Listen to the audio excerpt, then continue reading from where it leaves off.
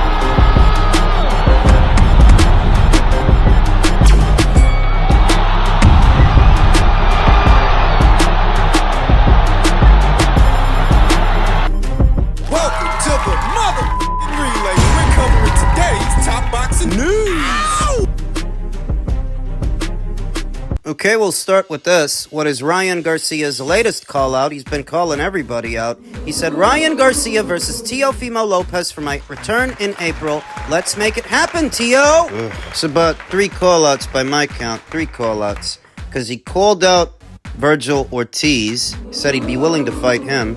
He called out Rayo Valenzuela, saying he'd be willing to fight him at a catch weight of 145 pounds, I think. Now he's talking about fighting Teo. Truthfully, any one of those fights would be a hot ticket. Ryan versus any one of those 3 fighters, you can definitely sell that. Now, some of those fights are more realistic than others, some are more doable, and some are more winnable. The most winnable fight out of those 3 fights is the Rayo fight. I think Ryan could knock that kid out. The Lopez fight is a bit more tricky and a bit more difficult. There's a discrepancy in height and length between Ryan Garcia and Teofimo Lopez. I think the edge in power and speed might have to go to Ryan, but Teo is the better boxer. He can be, depending on the circumstances. You see, when Teo's hanging back and setting up his counters, he's very good. The problem, Ryan's taller and longer than Teo. He doesn't have to crowd him. He doesn't have to be mid-range to inside to touch him. He's got height and length. So if Teo hangs back, he might be a sitting duck on the outside. Thus, he has to close the gap. Teo has to get mid-range to inside, and here's the problem. What? Teofimo is not the same fighter coming forward as he is hanging back. He's a lot more vulnerable when he's on the front foot looking to close the distance, and that opens the door for Ryan to walk him into a left hook, a counter left hook. That's Ryan's money punch. So he dropped Devin 3 times. He walked him. He continuously walked him into the left hook because Teofimo's a bit shorter and he'll be the one that has to close the gap. The same thing could theoretically happen to him. But I thought you said Ryan's not a good boxer. I thought you said Ryan sucks. He does suck. That's why he's weighing in at welterweight, calling out guys from junior welterweight. Rayo? Teofimo? Both those guys are at 140. Where Ryan Garcia never actually made 140. It's the funniest thing because the whole time that thing with Devin was going on, Ryan's fans were accusing Devin of being a weight bully when Ryan is actually bigger than Devin. What does Ryan rehydrate to? When he fought Emmanuel Tago, when he fought Javier Fortuna, a couple of lightweights, he didn't fight them at lightweight.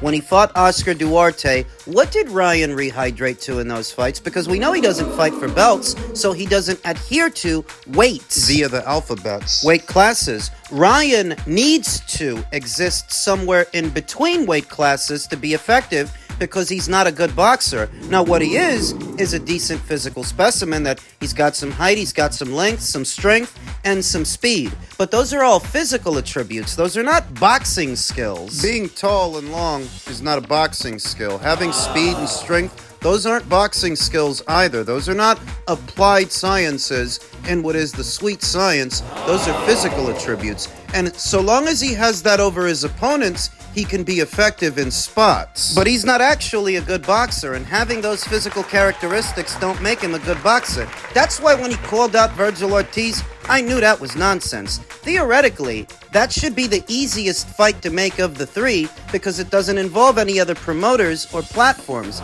They both fight on DAZN under the Golden Boy Promotions banner. So if you were serious about fighting him, saying that you beat all of Robert Garcia's fighters, then you should fight Virgil. Is he? Virgil's got height of his own, length of his own, strength of his own, and he's a talented mid-range to inside fighter. He's a great inside fighter. I think he'd be too big and too strong for Ryan. I think he'd grind him down and knock him out. That's why I don't think Ryan was serious about fighting him when he called him out all those weeks and months ago. No, he was just talking to be talking. When he calls out Rayo, when he calls out Tio, it might be the same thing. That might just be Ryan trying to stay relevant throughout the duration of his suspension because he can't fight, but he's got to stay talked about somehow, so he makes all these baseless call-outs he may not even follow up on. When he trashes a Caleb Plant, or trashes a Terrence Crawford, it's more obvious that he's just talking to be talking. He's got no intention of fighting those guys. No, when he calls out a Virgil Ortiz, or a Teofimo Lopez, or a Rayo Valenzuela, that might seem more realistic because they're closer to Ryan's weight. Though for all we know, those might just be more baseless call-outs. It will have been a year's time since Ryan's last fight in April of next year, when he is so allowed to fight again. And do you think that after a year away from the sport, he's going to take a tough fight as his first fight back? We'll see. It's counterintuitive, but we'll see. Men's super middleweight news ahead of this weekend's mega match. Eddie Hearn said, ready or not, Edgar Berlanga had to take the Canelo Alvarez fight. Matchroom promoter Eddie Hearn has characterized Edgar Berlanga's upcoming fight with superstar Saul Canelo Alvarez as an offer that couldn't be refused. Puerto Rico's Berlanga, 27, may be happy to have landed a dream shot at Canelo's super middleweight titles on September 14th at the T-Mobile Arena in Vegas, but that dream could be far from reality as Berlanga faces a tall order against arguably boxing's best bet in Alvarez. Although the odds are against him, Hearn, chairman of Matchroom Boxing and Berlanga's promoter Eddie Hearn, believes his fighter is ready to make his chance count. You never know if you're ready for a fighter like Canelo until you get in there, because the problem is he's so elite, Hearn told DAZN.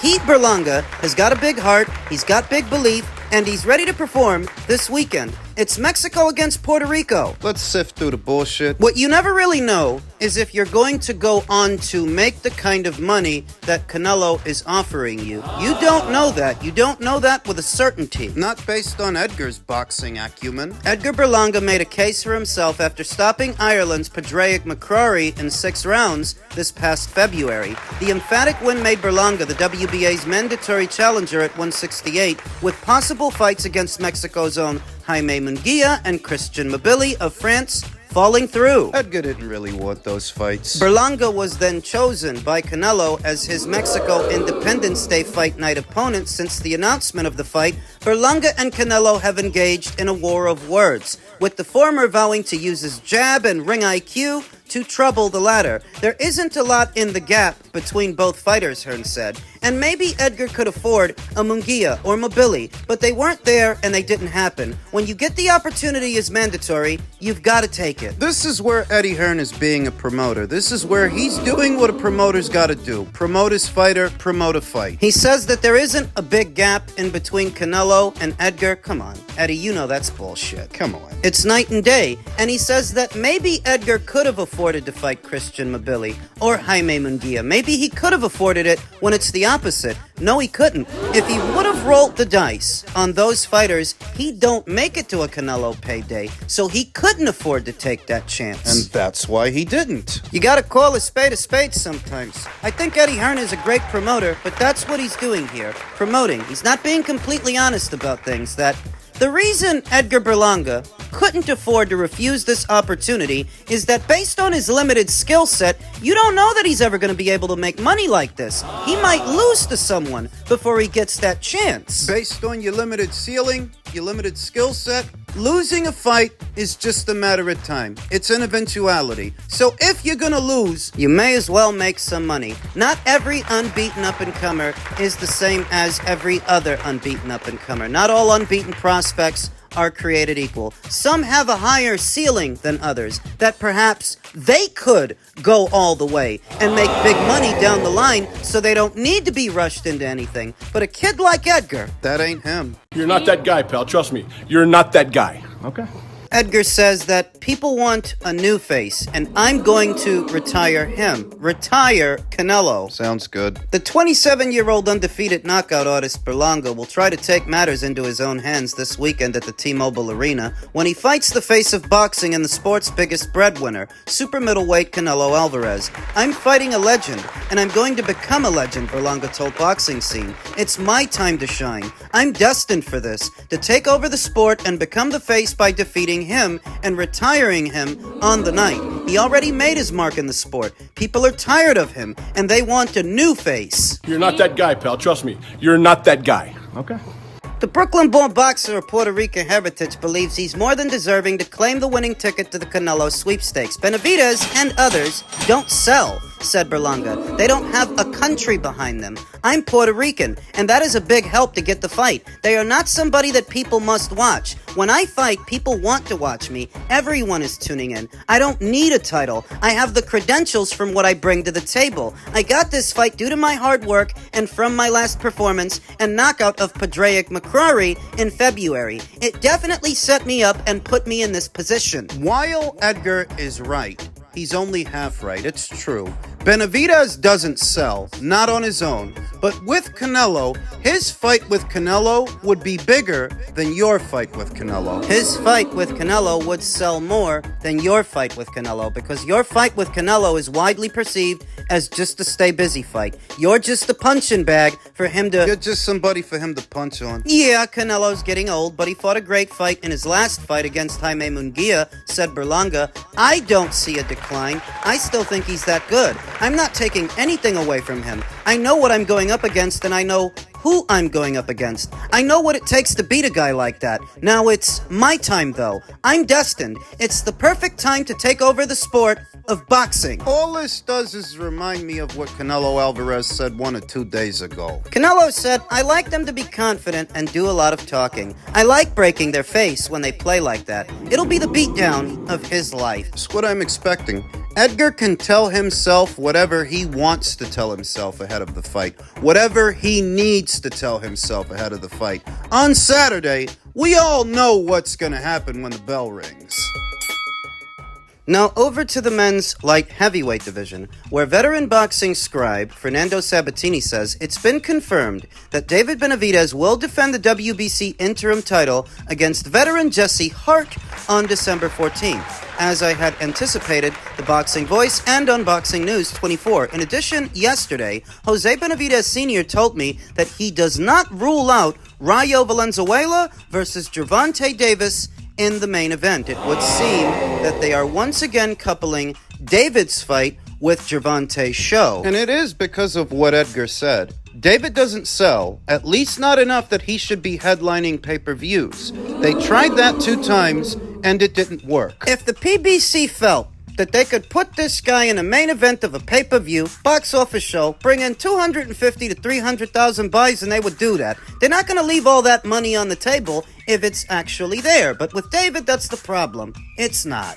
This will be David Benavidez's second fight at 175 pounds, presumably en route to the winner of Better Beef versus Bivol. I don't hate the fight. Believe it or not, as much as I like to take shots at David Benavidez, criticize him and his father and his team for their shenanigans, I don't hate this fight. And I don't hate David's campaign at 175 because it's a lot more intriguing than what we saw at 168. See, here, you're not the big man on campus. Here, it may take more than arm punches and throwing your weight around. People are pretending like they don't know what they saw in the Vajdik fight, like they didn't notice that David's punches were not as damaging, not as effective against a full-fledged light heavyweight, even one in his late 30s on the comeback trail, that he wasn't the monster that he was at 168, at 175, and that was with a 37-year-old Alexander Vajdik that has been stopped at least once before.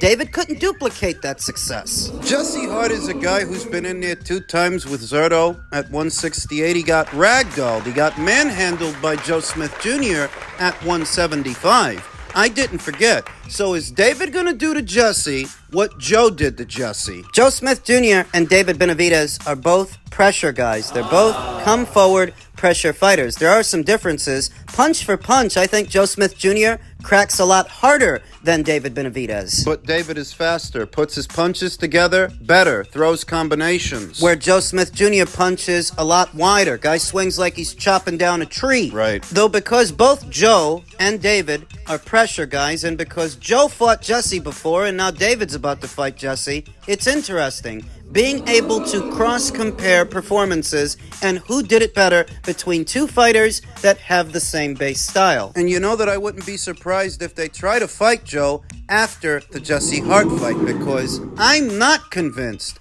David is going to fight the winner of Better B versus Bivol. I don't believe it. Now that Al Heyman is back in the picture, and a couple of days ago the WBN said that he's back from his hiatus, I don't think for a second Al is going to sacrifice David to one of Turkey's shows. Even if it's for Undisputed, no matter what it pays, I don't think he does it, and I don't think David wants it. Nope. He's keeping busy with Jesse because he's a guy who's stuck between a rock and a hard place. He's outgrown 168. He can't make it healthy anymore, but he's not really ready for the big dogs, the big guys, the real big guys at 175, so he's keeping busy with a guy who used to fight at 168. And I don't hate this fight. I honestly don't hate this fight, though I can't help but notice that here you have David Benavidez, who was free, and David Morrell, who was free. Both guys saw action earlier this year. They're on roughly the same schedule, and once again, the people at the PBC chose not to make it. This is why I don't think he's going to fight the winner of Better B versus Bivol. It's because they keep beating around the bush when it comes to that fight. David Morrell says that he wants it. You guys are both there. Keeps dancing around it. So how am I to believe that Team Benavidez think he's ready for the winner of Better B versus Bivol when they keep dancing around David Morrell? What I think? They may be keeping David Morrell in their back pocket to later use him to avoid the winner of Better B versus Bivol, because once again, I don't think David is going to fight the winner of that fight. What I think is that at some point next year, when the time comes, he'll decide to fight David. He'll finally decide to do it. Because fighting David, while risky, it's still less risky than fighting the winner of that fight. And fighting David doesn't require you to go anywhere. You can do that one on your own side of the street. They've been putting it off for a very long time now, but as time progresses, they're not being left with much of a choice. There are not many easy fights up there at 175, just some fights that are easier than others, but they're all risky in their own way. If he beats Jesse this year, I anticipate he might fight David Morrell next year to go around the winner of Better B versus Bivol and stay on his own side of the street. What I think, David Benavidez and his team are waiting for the winner of Better B versus Bivol to move up. They don't want to fight the winner of that fight. They just want to pick up a vacant title after they're gone. And didn't I tell you guys a couple of days ago, I think he's going to fight Jesse Hart? Here we are.